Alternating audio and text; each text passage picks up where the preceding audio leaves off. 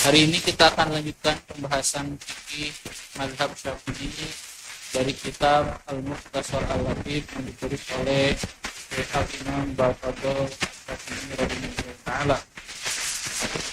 Terakhir kita telah membahas tentang syarat-syarat taharah, syarat-syarat orang taharah dari hadas kecil dan hadas besar.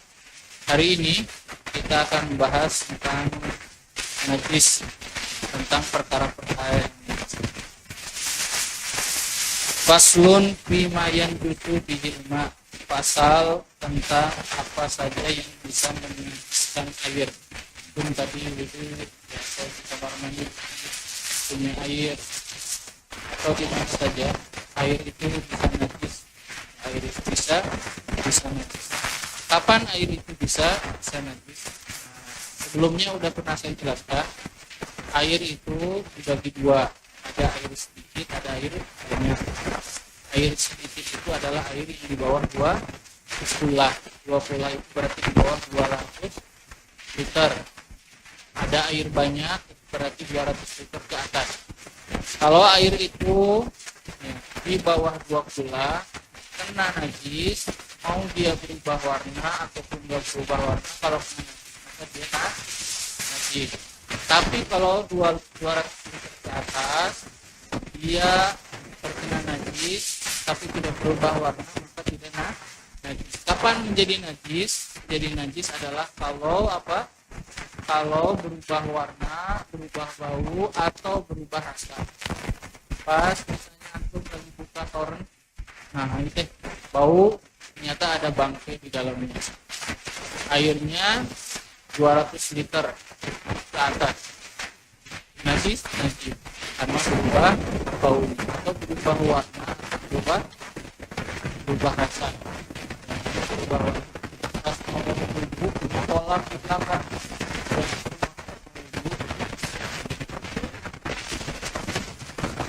Kemudian diambil airnya, wangi berubah warna najis.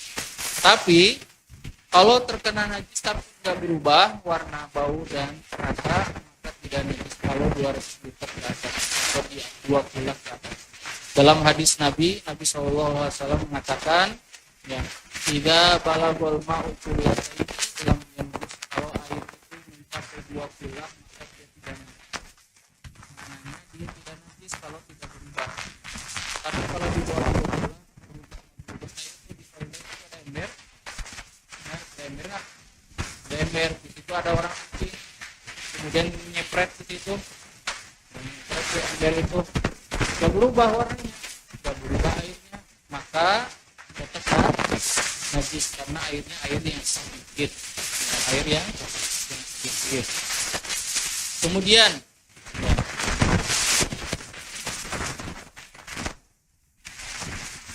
wa yu'fa 'anil yasir min asy-sya'ri an-najas. Tapi kalau misalnya gimana kalau kena najisnya itu yang sedikit-sedikit atau dari misalnya dari bulu yang najis atau bulu yang kotor, atau misalnya yang kotor yang dia memakan barang-barang yang najis seperti apa, tikus. Itu pernah nggak ada tikus tuntun karena bak tapi hidup terus lari lagi. Nah, airnya tidak berubah, airnya tidak bau, ya, maka ini tidak najis. Ini termasuk yang dimaafkan. Atau bangkai yang darahnya tidak mengalir, itu tidak mengalir seperti darah sapi, domba dan hewan-hewan lain. Seperti apa? Lalat, ya.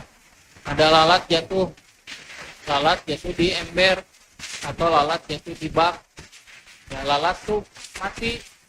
Bangkai bukan kalau mati. Bangkai itu halal atau haram? Haram. Ya, masa bangkai halal? Hurrimat alaikumul maitatu, kata Allah, diharamkan bagi kalian bangkai. Diharamkan bangkai. Nah, tapi ini bangkainya itu adalah binatang yang darahnya tidak mengalir seperti belalang, ya, seperti lalat dan lain-lain. Di mana hukumnya? Tidak apa-apa, tidak najis. Ya. Kemudian atau najis yang dikit banget, ya. tapi ini susah dikarenakan. Atau misalnya ya sisa-sisa dari kotoran burung, mutlak, manuk, kotoran mana masuk ke mana? Coba misalnya. Atau yang lainnya, ini termasuk yang dimaafkan ya, atau ini yang termasuk dimaafkan.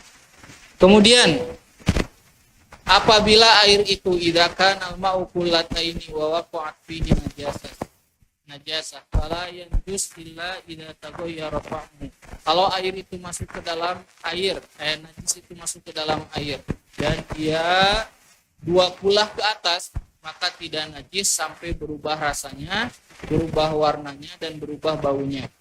Berubah rasanya, berubah warnanya dan berubah baunya. Sekarang saya mau tanya, ini banyak baunya ada berubah, terus diambil ya, sampai baunya hilang. Nah, masih najis nggak? Masih najis nggak? Misalnya di bak, ada bak di rumah, pas dilihat itu terkena bangkai tikus, bau nggak? Bau, langsung diambil. Nah, udah gitu masih bau, dikerukan si air teh sampai itu bau, warnanya gitu berubah. Enggak?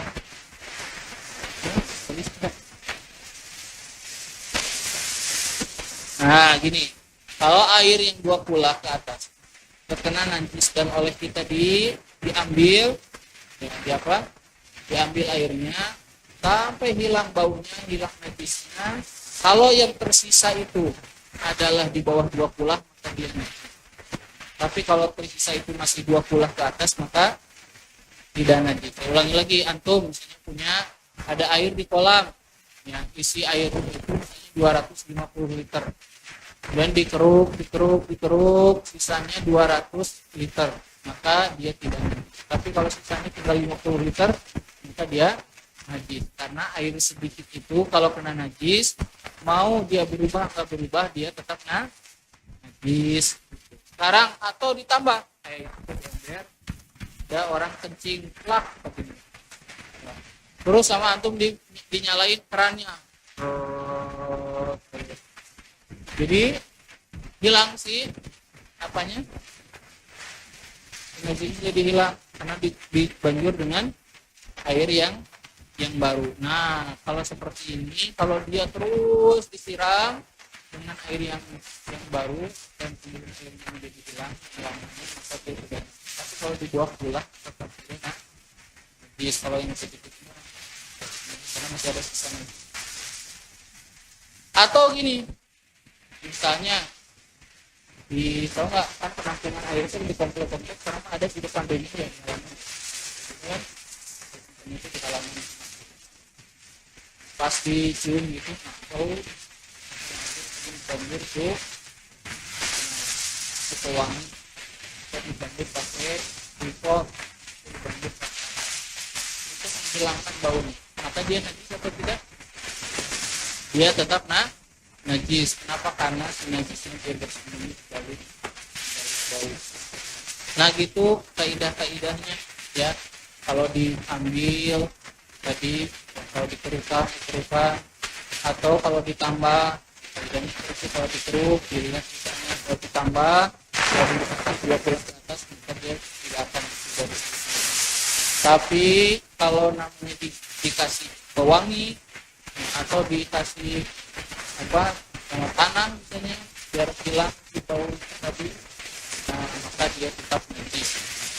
Kenapa? Karena najis itu tersembunyi di dalamnya.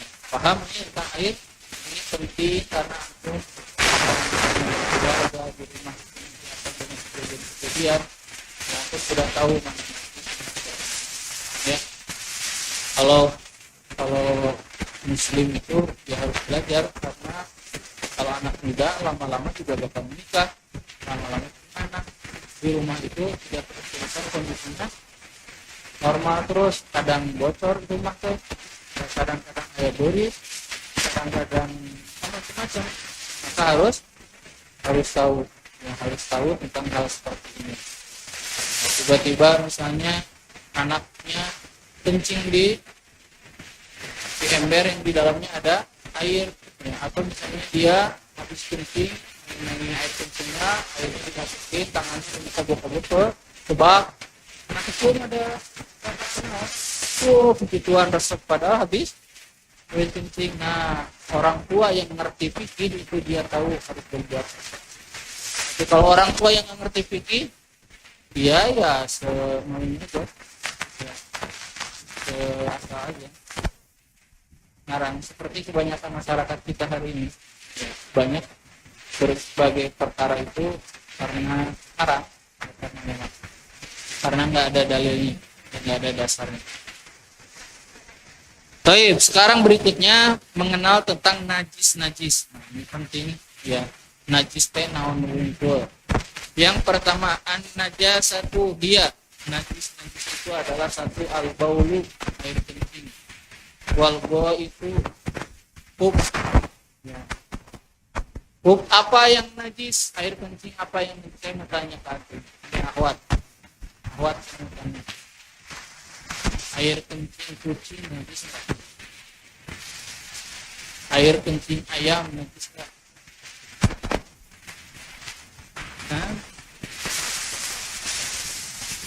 Pupuknya domba najis enggak? Najis enggak? Najis enggak? Di rumahnya punya ternak tapi dikasih makan sapi, warnanya banyak nasi itu udah kering, duduk sholat pakai baju itu. Nah, perhatikan dalam mazhab Syafi'i ya, semua air kencing dan semua kotoran itu najis. Adapun boit maksudnya pup manusia, kalau raus itu adalah kotoran hewan. Nah, makanya di Indonesia dalam mazhab Syafi'i ada nggak yang mengatakan dibedakan, ada mazhab lain dibedakan antara hewan yang dimakan sama hewan yang tidak dimakan. Hewan yang dimakan tuh kayak apa? Kucing, enggak ya. Ikan, nah, ikan itu hewan laut. Hewan laut kencingnya gimana? Ikan. Ayam, domba, sapi itu adalah hewan yang dimakan dagingnya. Nah, hewan yang dimakan dagingnya tidak najis, hewan yang tidak dimakan dagingnya najis. Ini mazhab lain. Tapi mazhab Syafi'i pokoknya mah semua kotoran itu najis. Semua kotoran itu najis. Ini ada khilafiyah ya. Ada khilafiyah. Ini antum harus tahu ya. Ikhwan akhwat harus tahu karena di Indonesia itu sampai ribut antar kajian gara-gara masalah ini ya, gara-gara najis, masalah najis hewan. Sampai bertengkar murid-muridnya dia kenal arti saya. Kemudian wal qoihu itu apa? Nanah itu najis di apa? Di tuurna dengan sikutna bekas jatuh aya nanah. Dia mau sholat dia harus bersihkan dulu, kalau nggak ditutup. Kenapa? Karena najis. Wadamu dan darah juga najis ya, darah najis. Sekarang saya mau tanya, Ahwat pernah nggak lagi sholat nepuk remi prop saya ketidan?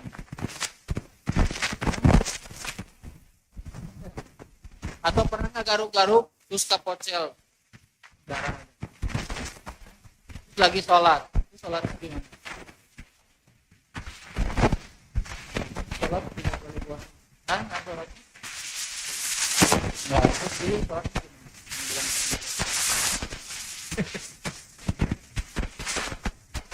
Dilanjut. Baik. Ya, perhatikan darah, urusan darah. Para ulama membedakan darah banyak sama darah sedikit. Kalau darah sedikit kayak tadi kapocel ya, darahnya tidak mengalir, maka masih dimaafkan. Dia termasuk yang rukhsah, tidak apa-apa. Ya, dia tidak apa-apa, tetap sholat. Tapi tidak boleh dipindahkan. Misalnya gini, darahnya di sini kan sama antum dibersihkan, darahnya pindah ke sini. Nah, maka menjadi najis. Jadi kalau itu biarin aja. Ya. Paham ya? Ini darah yang dimaafkan. Wal koi, tahu koi, muntah. Ya. Orang muntah najis nggak? Najis. Muntah ke baju terus dipakai sholat najis, sholatnya tidak sah. Ya nggak harus ganti baju. Anak punya anak, pernah nggak muntah? Anak muntah, ya najis nggak? Najis. Ya nanti hati-hati harus ganti baju. Muntahnya ke kita, berarti baju kita harus diganti. Ingat, dalam mazhab Syafi'i dan kebanyakan para ulama bahwa najis itu tidak bisa dibersihkan kecuali dicuci dengan air. Ketiasa di tisu, ketiasa tisu basah atau disemprotan itu hand sanitizer. Mengenai hand sanitizer dipakai karena baju kan hand. Ya. Jadi salah ya. Jadi nggak bisa dipakai. Kemudian wal khamru wan nabidu wal muskir. Ya khamr arak atau anggur yang dilamakan kemudian dia memabukkan. Ya. Pokoknya segala perkara yang berkaitan dengan apa? Dengan minuman yang memabukkan itu hukumnya najis. Wal kalbu wal khinziru wa far'u ahadihima. Anjing najis. Apanya? Semuanya. Kulitnya, bulunya, semuanya. Menurut mazhab ini mazhab jumhur. Kembali juga demikian. Kemudian wal khinzir, babi sama najis. Wa far'u ahadihima. Gimana kalau anjing kawin sama domba, terus lahir binatang? Domba najis nggak? Nggak. Ada nggak domba sama anjing kawin?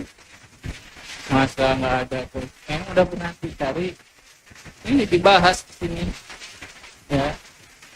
Ada nggak hewan beda binatang terus kawin? Jarang ada, tapi jarang. Pokoknya yang lahir dari keturunan anjing ataupun dari babi itu nah. Kemudian wal maitah dan bangkai. Bangkai apa saja? Bangkai apa saja kecuali bangkai apa? Kecuali bangkai apa?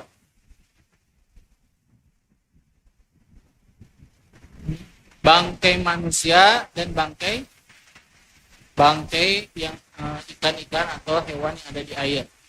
Ya, itu makanya kan kata Nabi SAW, al-bahru tahurun ma'uhu wal hilu maitatuhu. Lautan itu airnya suci, bisa mensucikan, dan juga bangkainya tidak najis atau dia suci bersih.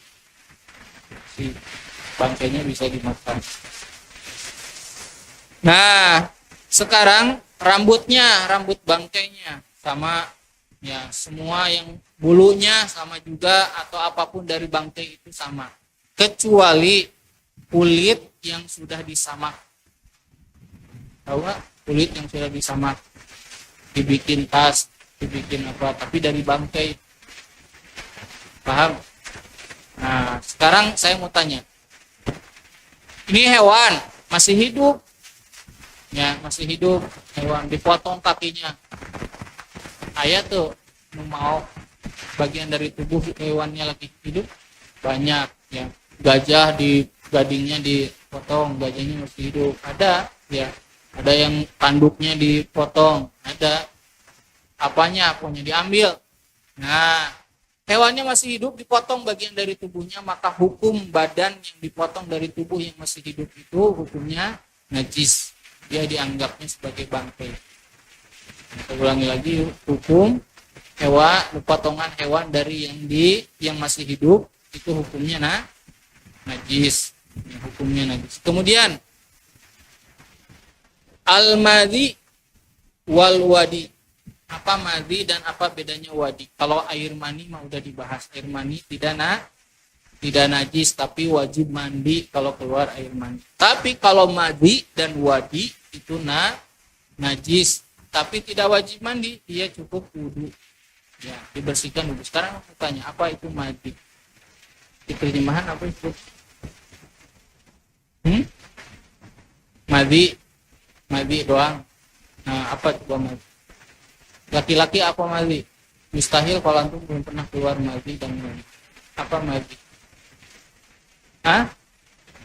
Apa? Dari kemaluan. Apa bedanya dengan wadi? Hah? Apa bedanya dengan wadi? Perempuan apa madi? Perempuan juga ada madi. Ya, bagi udah nikah. Ya. Apa itu madi? Jawab naon, antum udah nikah? Iya. Apa bedanya wadi sama madi itu apa beda? Apa? Nah, antum mikir dulu, ahwat udah nikah? Apa bedanya madi dengan wadi? Nggak tahu, itu jawaban paling bagus. Bedanya madi dengan wadi itu keluar, dia bukan air mani, dia permulaan sebelum air mani. Ya, air lendir yang keluar karena hasrat bercumbu, ciuman. Ya, perempuan ada, laki-laki juga ada, tapi bukan air mani, itu namanya madi. Ya, Ramadan ciuman, keluar air madi, ya, dia nggak keluar air mani dan tidak batal asal tidak apa bercumbu misalnya atau pelukan keluar air madi, batal nggak? Nggak batal karena dia tidak keluar air mani. Nah, itu najis. Nanti celana dalamnya harus diganti, dia harus bersihkan dan dia harus wudu. Kalau wadi itu air bening juga kental, dia keluarnya karena kecapean. Biasanya di ujung-ujung setelah kencing. Orang seharian lelah, banyak proyek, pulang ke rumah capek, pas lagi kencing, beres kencing, ya pas dilihat ada yang kental-kental putih karena kecapean. Itu namanya wadi. Ya, itu keluar karena apa? Karena kecapean. Paham bedanya wadi sama madi? Nah, kemudian air maninya anjing dan babi ini udah jelas. Kemudian dan adapun air susu ya, yang tidak dimakan dagingnya dan air susu yang tidak dimakan dagingnya selain manusia.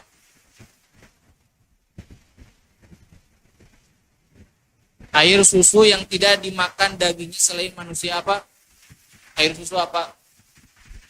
Yang najis. Air susu yang tidak dimakan dagingnya hewannya. Kucing, ya kucing, nggak boleh dimakan susunya. Ya, emang ayah usah susuna, ayah jualan sok di pet shop, ada susu, ya buat kucing bener, ya sebutnya susu kucing, gitu. Ada, jangan dicobain. Najis. Kemudian apalagi? Adapun bangkai manusia mayit jenazah manusia yang sudah meninggal atau bangkai ikan atau bangkai belalang dan sejenisnya tadi yang tidak keluar darah mengalir, maka semuanya suci. Ya. Kalau manusia yang sudah meninggal, al-muslimu la yanjus, muslim itu tidak najis. Maka kalau meninggal, tapi kita disunahkan, kalau antum memandikan orang yang meninggal, sunahnya apa? Berwudu habis itu. Ya, kalau sampai menguburkan sunahnya mandi. Tapi dia tidak najis. Belalang juga demikian, tidak najis. Ya, orang kampung mah banyak yang makan belalang. Bener nggak? Ya, siapa di sini yang pernah pesantren? Kalau anak pesantrennya, ya.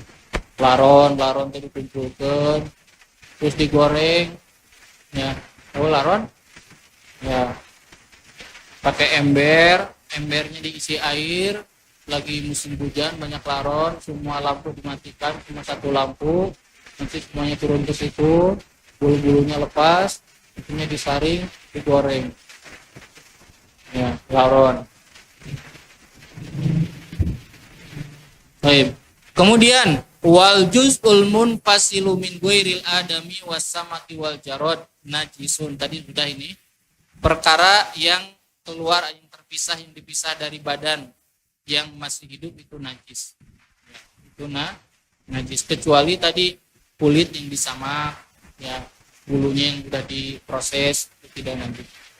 Sekarang ada nggak orang jualan tas, sepatu dari kulit anjing? Ada hukumnya apa?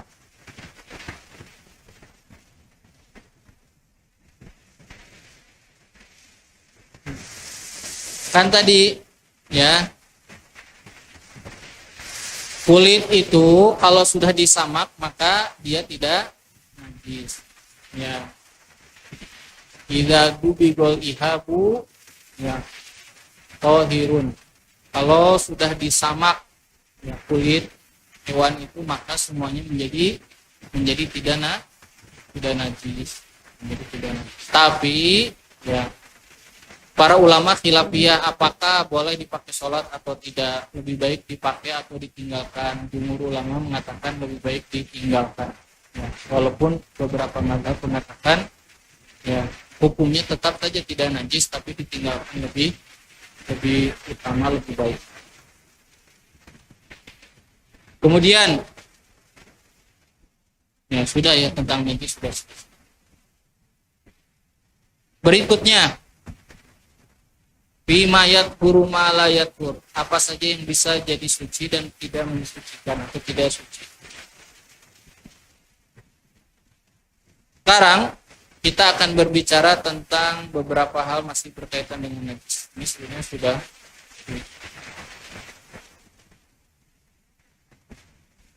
terlalu diperlukan.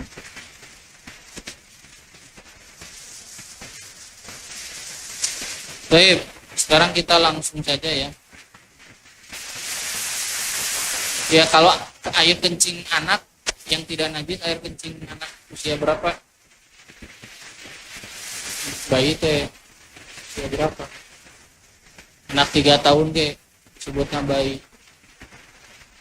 Belum makan apa-apa kecuali ASI. Ya.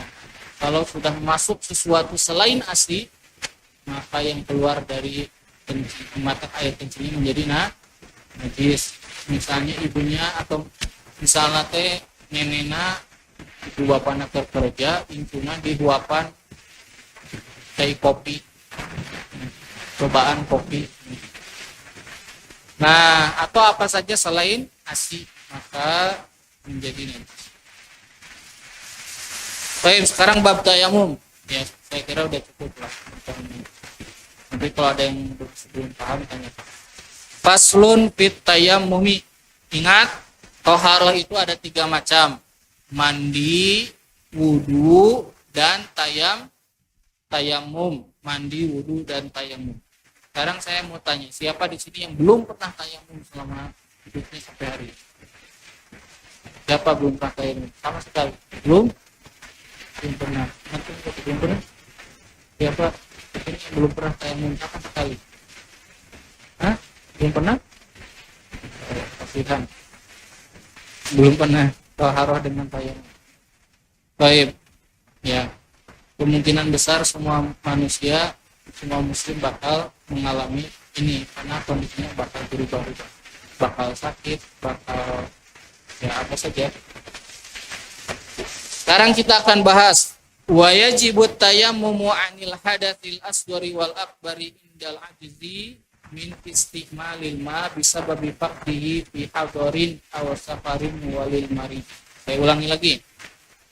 Wajib orang tayamum, seorang muslim tayamum dari hadas kecil dan hadas besar. Hadas kecil berarti ya itu wudu, mengganti wudu. Hadas besar berarti mengganti mandi. Jadi tayamumnya ini untuk mengganti wudu, yaitu hadas kecil, mengangkat hadas kecil, atau mengganti apa?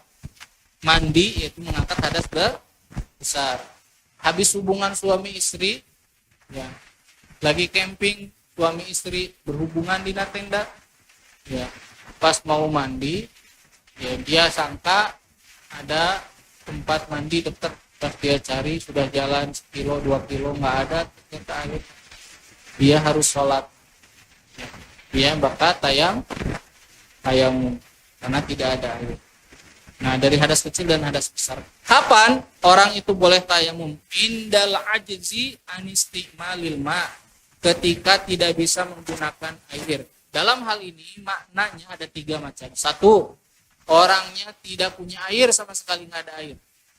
Ya, nggak ada air. Ada yang bilang kayak Ustadz, di rumah nggak ada air, lagi padam listrik.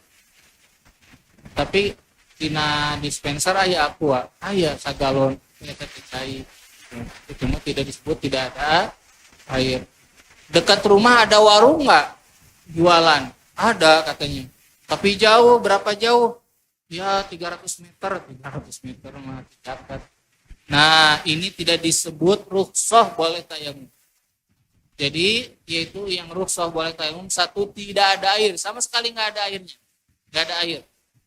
Dicari nggak ada, ke tetangga nggak ada yang punya, atau lagi di safar di perjalanan nggak ada air, atau lagi di gunung, ya, lagi musim kemarau nggak ada air, nyari nggak ada air, bekal udah habis, pokoknya nggak ada air. Nah, yang pertama itu. Yang kedua, ya, ada air tapi tidak bisa dijangkau airnya, seperti orang sakit ngagoler, mau wudhu airnya teh ada di pojok, tapi dia sendirian, nggak ada yang bisa ngambil airnya. Nah, atau orang di penjara di satu ruangan, kemudian ada apa, jerujinya, airnya ada di luar, airnya kelihatan nggak? Kelihatan, tapi dia tidak bisa menjangkau air. Nah, orang seperti ini juga termasuk mereka yang boleh tayamum. Atau yang ketiga, ada air tapi badannya tidak boleh kena air. Yang ketiga, ada air tapi badannya nggak boleh kena air. Ya, habis kena luka bakar. Ya, kata dokter nggak boleh kena air sampai kering. Berapa lama dok? Kemungkinan ini 1,5 bulan. Berarti kurang lebih berapa hari? 45 hari nggak boleh kena air. Nah, selama itu airnya ada, dia minum air, ada air, tapi dia tidak bisa pakai. Ini orang seperti ini juga boleh tayamum. Nah, sekarang saya ulangi lagi. Tadi yang pertama apa? Orang yang sama sekali nggak ketemu air. Sekarang orang yang nggak ketemu air yang seperti apa yang dia boleh tayamum? Ya, orang yang sudah satu mencari dan dia ketemu. Kalau orang belum mencari, maka tidak boleh tayamum. Misalnya orang tinggal di komplek belah itu ini. Kemudian subuh airnya apa? Listriknya mati, air nggak ngalir. Galon habis, nggak ada air sama sekali. Dia tayamum boleh nggak? Nggak boleh. Kenapa? Ada tetangga, ada masjid. Ya, dia harus berusaha mendatangi, mencari dulu. Yang berikutnya, ini orang yang begini yang boleh itu adalah orang yang dia sudah berusaha mencari tadi atau sudah berusaha beli dan dia tidak bisa mendapatkannya. Jadi maknanya adalah wajib orang beli air. Mau wudhu nggak ada, airnya nggak ada. Tiba-tiba air jualan di depan rumah. Cai. Dia harus keluar dan harus beli. Wajib dia beli. Wajib. Atau dia lagi di kereta, mau wudhu nggak ada air. Ya. Pelayan keretanya air. Nah, dia wajib beli. Beli. Orang yang selain ini tidak boleh. Dia langsung tayamum, belum mencari, belum berusaha beli, belum berusaha meminta atau yang lainnya, dia tidak boleh. Baik. Yang kedua yaitu adalah orang yang tadi apa?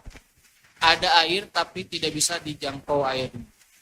Tidak bisa dijangkau air. Atau yang ketiga yaitu adalah ada air tapi badannya tidak bisa kena air. Nah, ini mereka yang boleh tayamum. Nah, orang yang kehilangan air dan tiba-tiba ada air di tengah jalan. Misal gini, antum lagi sholat, udah tayamum nih, tayamum ke sholat, lagi sholat hujan, maka sholatnya harus dibatalkan, dia harus wudu. Kenapa? Airnya sudah ada.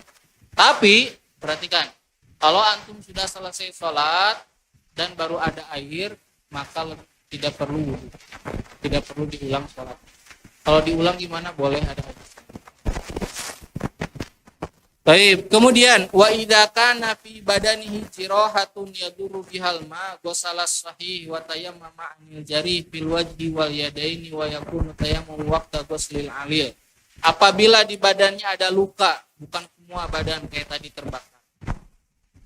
Kalau kena air bahaya, misal di tangan jari kelingkingna diperban, ya, bengkak, nggak boleh kena air, maka sisa yang lainnya harus kena air, yang ininya cukup dengan tayamum. Misalnya begini, antum nih anggota badan nih, yang kiri itu pergelangan ini ke atas, ini diperban, nggak, kata dokter nggak boleh kena air. Nah yang lainnya ini wudu biasa, yang ininya nanti tayamumin, nanti diusap dengan debu atau tanah.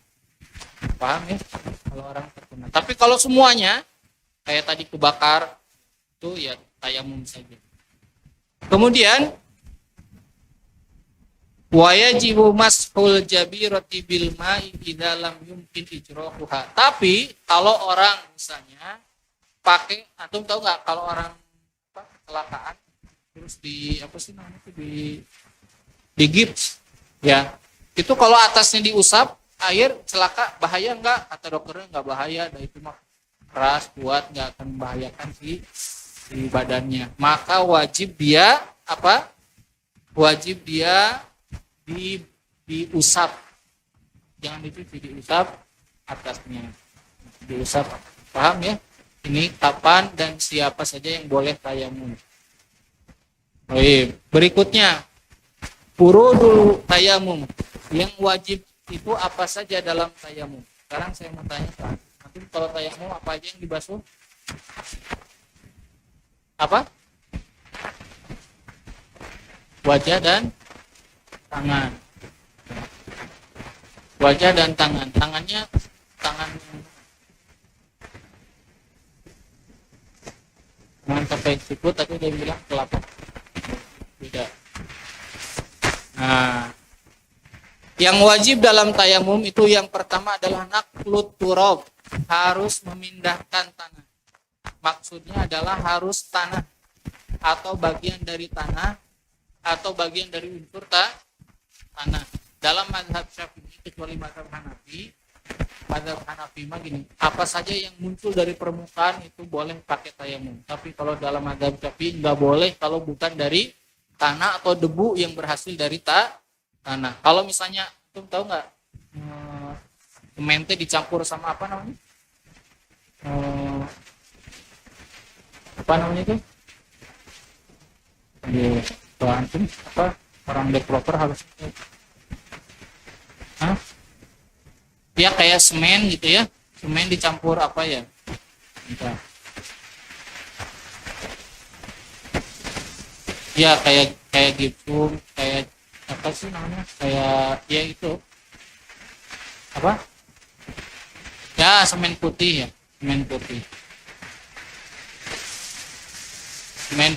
itu ya bukan dari tanah, tidak boleh dipakai untuk tayamum. Jadi saya ulangi lagi, ikhwan akhwat, perhatikan, tayamum nggak boleh sembarangan ini. Dari mana kok dia tahu ini? Dalam mazhab Syafi'i harus ada debunya, harus ada bagian dari tanah, atau memang langsung ke tanah. Bagaimana kalau kaca yang dia di depan itu kan banyak dari luar kena debu, ada tanahnya boleh. Tapi kalau di ruangan ber-AC, kantor di lantai ke-20 ya, dia bersih, ada debunya dari tanah bukan? Bukan. Maka tidak boleh dipakai untuk tayamum. Nah ingat, ini dalam hal ini banyak yang keliru. Banyak orang tayamum sembarangan. Nah, di mana aja tayamum. Dalam mazhab Syafi'i itu tidak diterima. Yang membolehkan begitu hanya mazhab Hanafi saja. Tapi pokoknya jumhur tidak membolehkan begitu. Ya. Tidak membolehkan seperti itu. Jadi ya tanah atau bagian dari tanah. Bagian dari tanah. Sekarang saya tanya, ini di sini di dinding ini ada debunya nggak? Ada debunya. Debu tanah atau bukan? Debu apa? Nah, kita harus tahu di mana saja yang memang di situ ada debu dari tanah atau bagian dari tanah. Saya ulangi lagi, kecuali madhab siapa? Hanafi. Kalau madhab Hanafi mah pokoknya mah naon wae anu muncul tina permukaan itu boleh dipakai tayamum. Kalau madhab baik. Ini yang saya kira paling kuat ya, ini pendapat. Yang kedua niat. Ya, sekarang saya mau tanya. Ya, niat orang yang tayamum itu niatnya apa? Niatnya apa? Maksudnya niatnya itu niat untuk apa? Niat membolehkan dirinya sholat atau niat mengangkat hadas? Misalnya ahwat, antuna, anti habis kencing. Nggak ada air, mau tayamum. Niatnya niat apa? Niat mengangkat hadas karena habis kencing atau niat dibolehkannya saya sholat?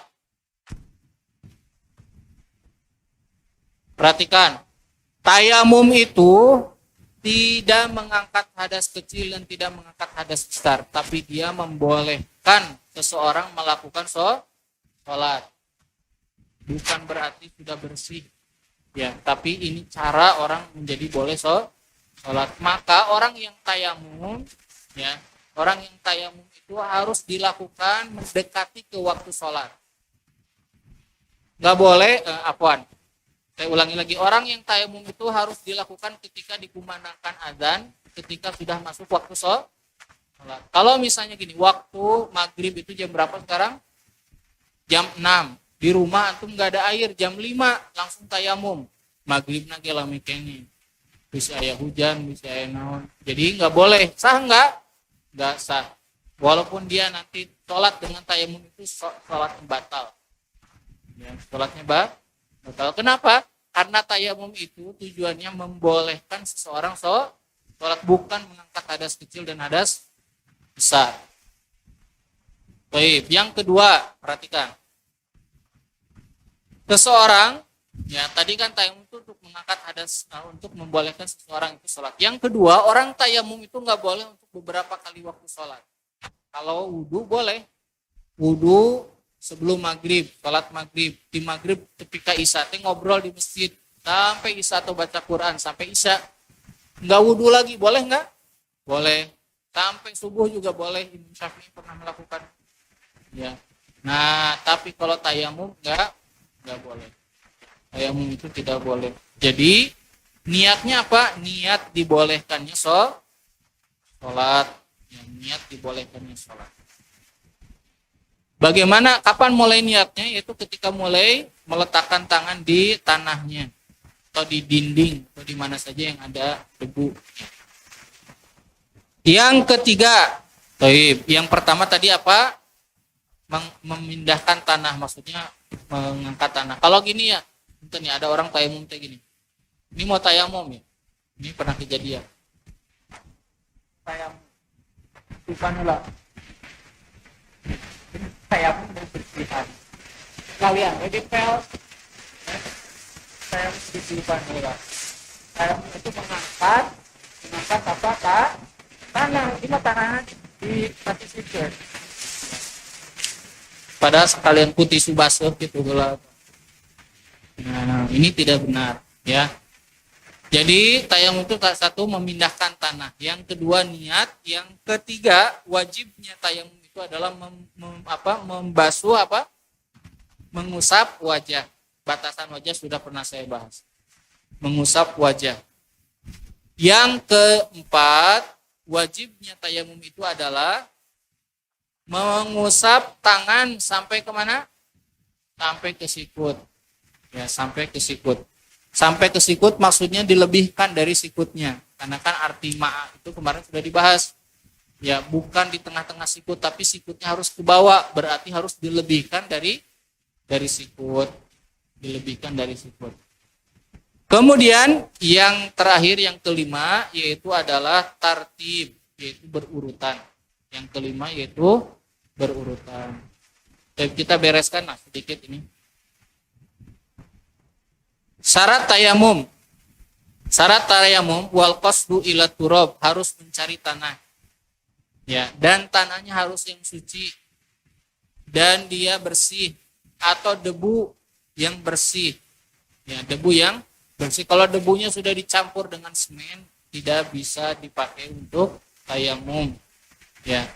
Wa an yakuna darbataini anti ahwat. Kalau tayamum berapa kali mukul tanah? Berapa kali mukul tanah? 3 kali buat apa aja? Banyak orang melakukannya sekali. Ya, dalam mazhab Syafi'i, dan ini yang paling sahih, yaitu adalah 2 kali sekali untuk apa? Untuk wajah, sekali lagi untuk tangan kanan dan tangan kiri. Nah, dorbatun lil wajhi, 1 pukulan untuk tanah, untuk wajah, dan 1 pukulan lagi untuk kedua tangan. Kemudian syarat berikutnya, ini tadi udah saya jelaskan, harus terjadi setelah masuk waktu sholat. Kalau orang tayamum, kenapa tayamum? Ini kan nggak ada air, kan masih sejam lagi waktu sholatnya. Tapi kan nggak ada air, nggak sah. Kalau tayamum belum masuk waktu sholat. Kalau dia ternyata sampai waktu sholat nggak ada air dan dia sholat dengan tayamum itu, maka sholatnya batal. Sholatnya tidak sah, tidak diterima. Naik pesawat, tayamum di pesawat. Airnya katanya nggak ada. Dia tayamum di pesawat. Jam berapa sholatnya? Nanti habis tayamum mungkin 2 jam lagi. 2 jam terus mendarat. Kemudian ya, berikutnya wa an yujaddidat tayamum likulli fardin. Hendaknya tayamum itu hanya dilakukan, wajib dilakukannya hanya untuk 1 sholat fardu, nggak boleh untuk sholat misalnya. Ya, misalnya gimana, antum safar. Kalau safar suka jamak sholatnya duhur dan asar. Berarti setiap waktunya duhur tayamum, pas mau sholat berikutnya tayamum. Ini pendapat yang paling kuat. Kemudian, syarat berikutnya, tayamum itu dikatakan sah kalau an yufattisha anil ma qabla tayamum. Kalau dia sudah ngecek nggak ada air sebelum dia tayamum dan setelah masuk waktu sholat. Sudah dia cek nggak ada air. Coba tinggali deui, nggak ada air. Sudah dicek kemana-mana nggak ada air, barulah dia boleh tayamum, dan ngeceknya harus paling lambat harus sudah masuk waktu sholat.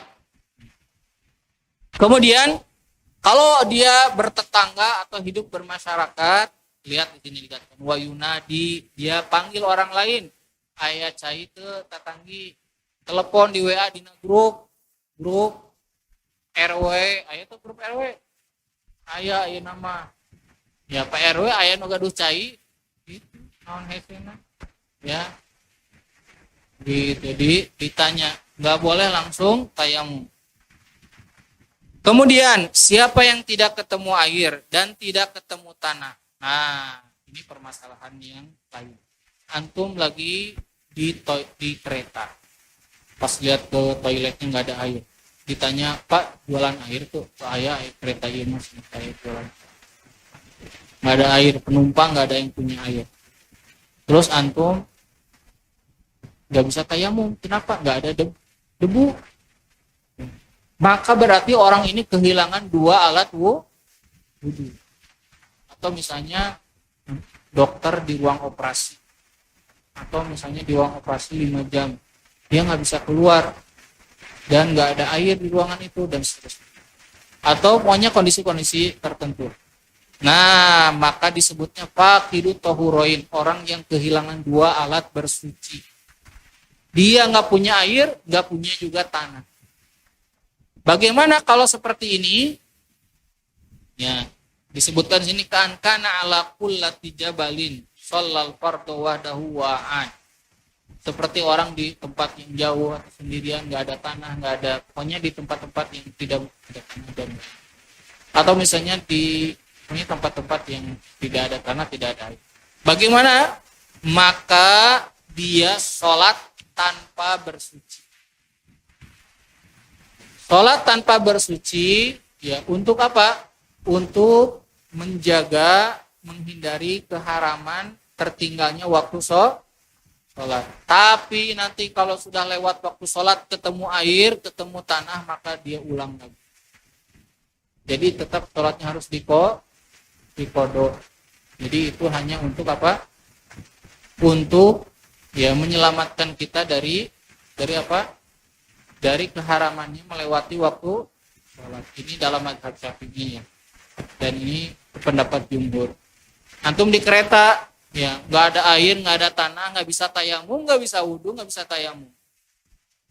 Sholat, Allahu Akbar. Untuk menghindari keharaman waktu sholat, misalnya antum lagi keluar kota, datang waktu subuh jam 4, itu datang waktu subuh jam 5 lewat udah mulai terbit matahari. Nah, keburu kelewat, maka antum sholat tanpa apa? Tanpa wudhu dan tanpa tayamum. Sampai di stasiun, nyampe jam 8 pagi, turun, langsung cari musola, wudhu lagi, terus sholat lagi diulang. Yang tadi selamat, yang ini bisa dilaksanakan. Paham ya? Orang yang kehilangan dua alat bersuci. Nah, ini ada dalam mazhab Syafi'i. Dijelaskan seperti ini. Kemudian, nah di sini kan dikatakan kata Bapak Dol, sholal fardo, dia sholatlah sendirian, wa ada, nanti diulangi lagi kalau ketemu. Wa yajuzu tayammumu lil bardi idza faqada ma yusahinu bihil ma. Boleh enggak orang tayamum kalau airnya dingin banget? Di mana di Indonesia yang dingin banget? Yang orang itu nggak bisa wudhu, kalau wudhu wah kayak tiris pisan. Di mana? Wah, Ciwidey. Di mana? Di Indonesia di mana? Di gunung-gunung tertinggi di Indonesia mungkin ya. Tapi kalau di Bandung nggak ada ya, karena masih aman wudhu.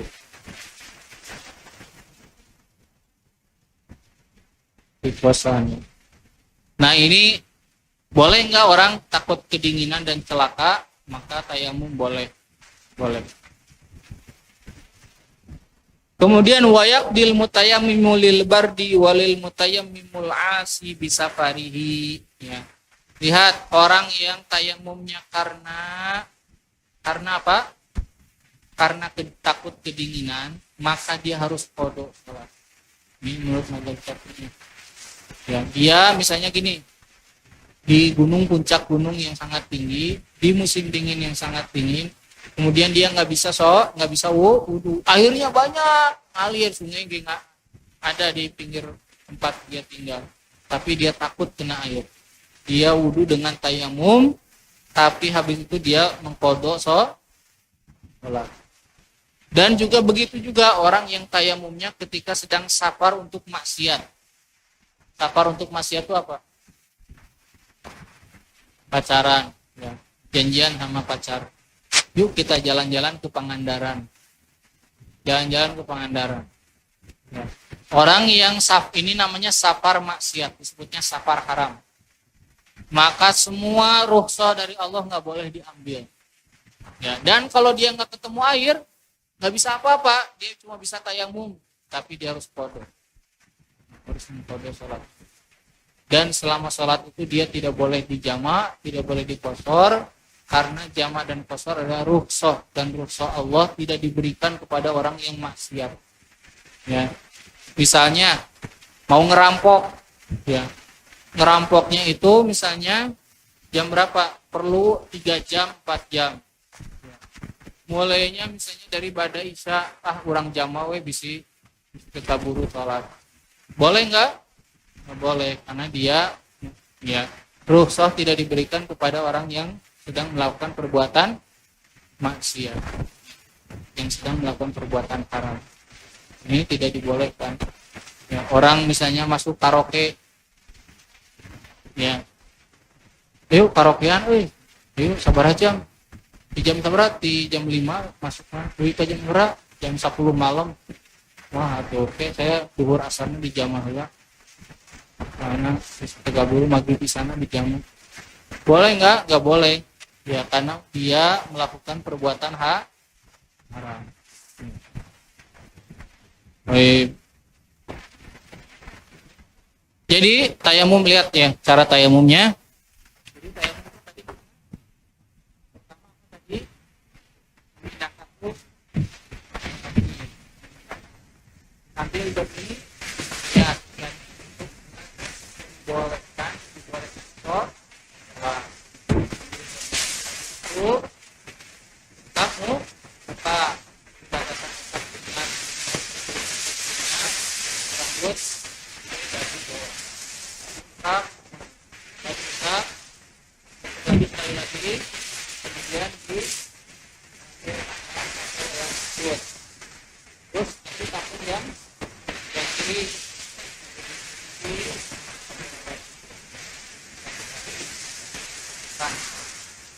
udah.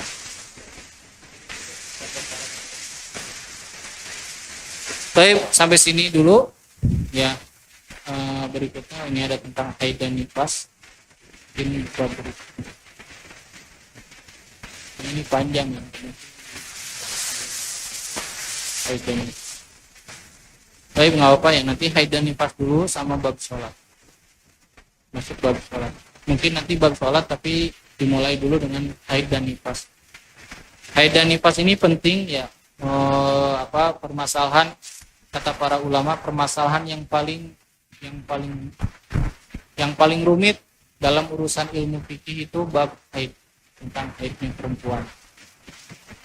Baik, kalau ada pertanyaan silakan ikhwan dan akhwat. 1-2 pertanyaan enggak? Silakan. Apa dulu? Akhwat dulu. Silakan. Ya.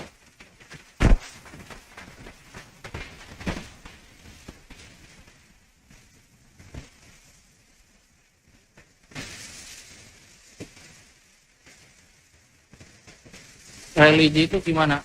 Sebelumnya ada doa dulu, terus dihijab gitu. Awalnya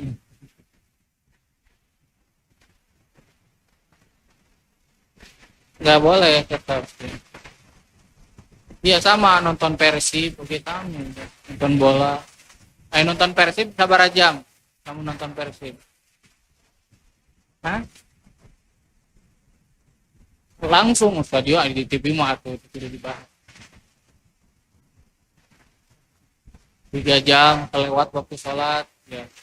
Bolehnya di jamaah misalnya. Itu kalau nonton bola mubah, tapi bisa jadi haram kalau di dalamnya ada ikhtilat, meninggalkan waktu sholat kayak gitu. Ya. Asal hukumnya bola mah asalnya mubah, boleh-boleh aja. Tapi kalau konser ya, konser musik itu hukum asal musik apa? Haram. Ya, hukum asalnya, kecuali beberapa yang dibolehkan, alat musik yang dibolehkan, atau seperti rebana di hari raya dan lainnya. Konser misalnya religi, ya religi itu apanya? Ya religi itu apanya gitu. Ya sebetulnya bisa juga dikatakan kayak di Indonesia mah sinetron Islami. Gimana sinetron Islami? Laki-laki perempuan pada bercampur. Ya.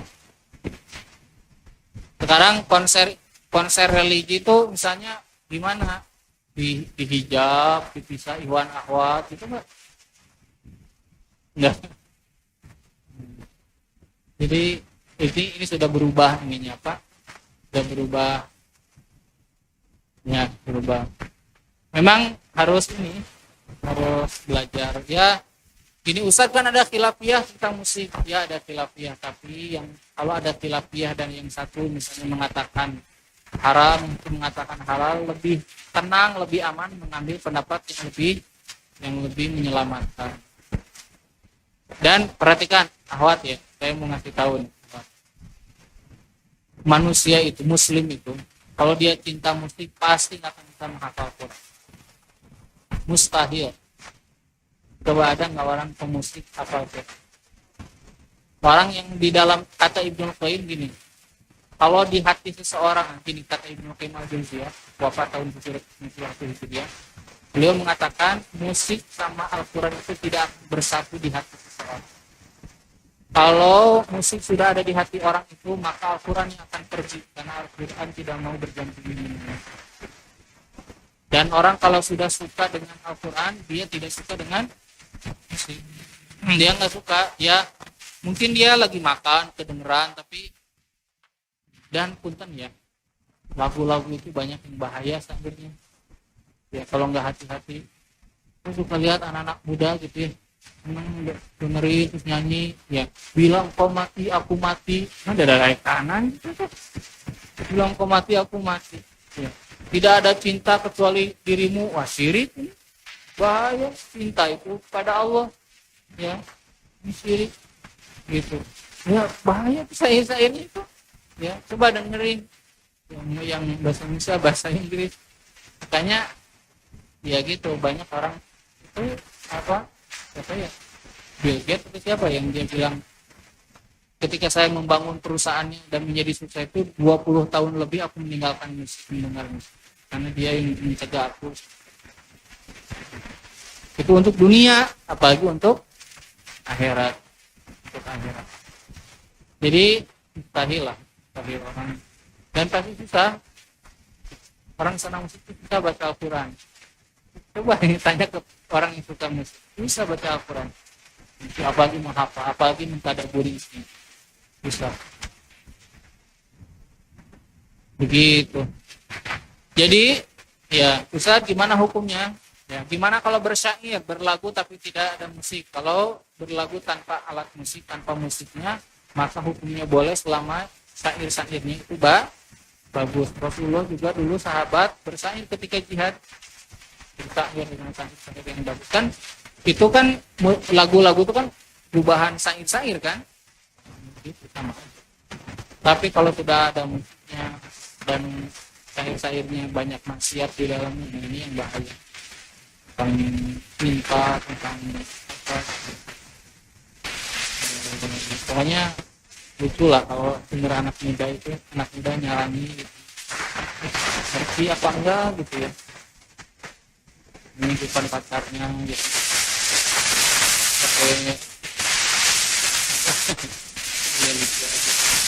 nah gitu. Nah kalau alat musiknya kita ada tilapia, ya ada tilapia, tapi jumhur ya mengatakan haram kecuali beberapa yang dibolehkan dan di waktu-waktu tertentu, kayak lagi pernikahan, Idul Fitri, Idul Adha, itu juga hanya beberapa itu ya kan, begitu. Tapi kan ya ambil aja, silakan. Setiap orang itu lakukan apa yang mau dia lakukan, dan setiap orang akan meraih apa yang dia lakukan. Jadi mau yang aman, ambil yang aman, yang tidak aman. Gitu. Ya, saya nasihatkan nggak usah datang lagi ke konser musik. Mau itu religi ataupun tidak religi. Kalimat-kalimat religi itu kayak gini ya. Hijab Islami, karena banyak ya abad ya. Tapi pakaiannya itu tidak, ini nggak kayak Islami, tidak menutup aurat, tabarruj itu kan apa ya, memperlihatkan ya kayak gitu, semuanya dunia gitu. Tidak usah terpancing perubahan, karena minuman keras juga sekarang banyak namanya berubah, karakter berubah. Jadi ada lagi Iwan, ada musik.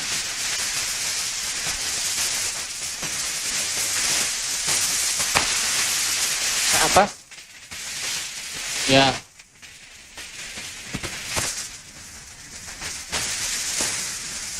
ya kalau airnya sedikit, ya air yang sedikit dan kita yakin najisnya masuk ke situ, dibuang aja, ya dibuang. Tapi kalau di atas dua kula ke atas, ditambahin airnya, yang dibuka keran.